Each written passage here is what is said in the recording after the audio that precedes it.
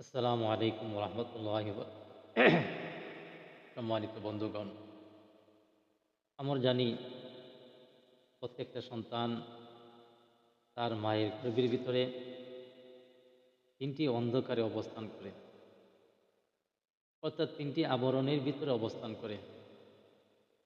প্রথমত হলো পেট, যেটা স্বাভাবিক আমরা দেখতে পাই। এরপরে যে অবস্থানটা, এটা হলো রেহেমের ভিতরে, এটা আমরা দেখতে পাই না। এরপর হলো জরায়ুর ভিতরে। এই তিনটা স্তরে একটা সন্তান থাকে, আল্লাহ তাআলা হেফাজতে রাখেন। এখন আসেন, এই মানব সৃষ্টির কয়টা ধাপে হয়? কোরআনে বর্ণিত আছে, হাদিসের মধ্যে আছে, মানব সৃষ্টির 7টি স্তর আছে। প্রথমত যে স্তরটা, এটা হলো মাটির নির্যাস।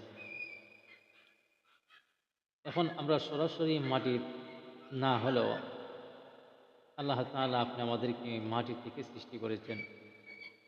এটা কোরআনে কারীমের মধ্যে আল্লাহ তাআলা বলেছেন।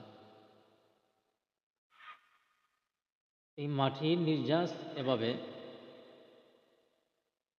যে পৃথিবীতে চলতে গিয়া,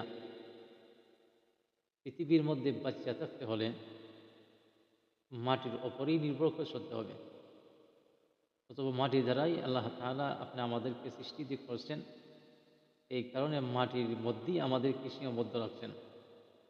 আপনি মাটির উপরে চলাফেরা করতেছেন, যে কোনো খাবার মাটির থেকেই খাইতেছেন। আলো বাতাস অক্সিজেন এগুলা মাটির থেকেই হইতেছে।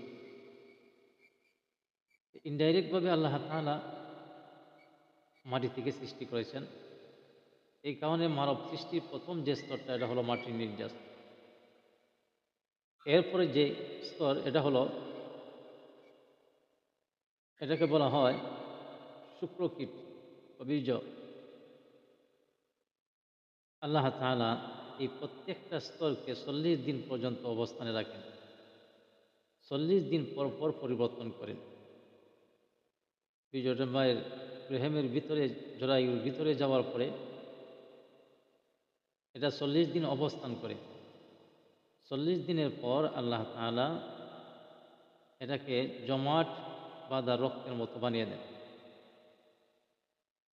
এই জমাট বাঁধা রক্ত 40 দিন যাওয়ার পরে এটা একটা গোস্তের মতো হয়, মাংসপিণ্ড হয়।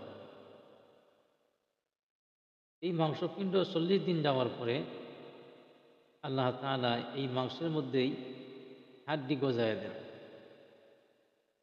হাড্ডিটা, হাড্ডি হওয়ার পরে, মানব দেহের হাড্ডি হওয়ার পরে, কঙ্কালের মতো হওয়ার পরে আল্লাহ তাআলা ওই হাড্ডির উপরে একটা আবরণ দিয়ে দেন, যেটাকে বলা হয় চামড়া।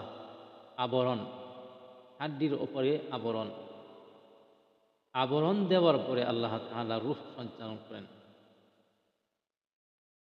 মাটির গর্ভে, মায়ের গর্ভে প্রায় 120 দিন যাওয়ার পরে আল্লাহ তাআলা রূহ ওই মানব দেহে দিয়ে দেন। মানব সৃষ্টির 7টি স্তর, এর মধ্যে প্রথম স্তরটা হলো মাটির নির্যাস। সমাজ, সম্মানিত ইউটিউব বৃন্দগণ, এই পর্যন্তই।